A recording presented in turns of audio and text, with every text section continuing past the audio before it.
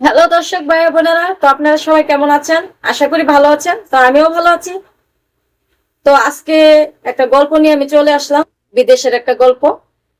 তো আমারই নিজের আপন ভাই বিদেশ চলে গেল বিয়ে কইরা 10 বছরের জন্য। বিয়ে কইরা সে 10 বছরের জন্য বিদেশ চলে গেছে। তো তার বউটা যে কিভাবে থাকে 10 বছর, সেটাই আপনাদের সামনে তুলে ধরবো। তা আপনারা অবশ্যই আমার গল্পটা দেখবেন, শুনবেন, ভালো লাগবে আশা করি।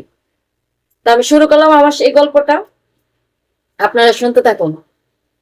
আমার ভাই বিয়ে করছে, বিয়ে কইরা কিছুদিন থাইকা 10 বছরের জন্য সে বিদেশ চলে গেছে।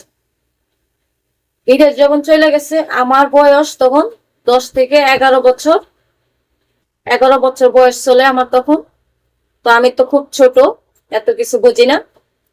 তো আমার ভাবি আমাকে বাজারে লিস্ট করে দেয় যে মাছ আনবা, বেগুন আনবা, আলু আনবা, এটা আনবা, ওটা আনবা।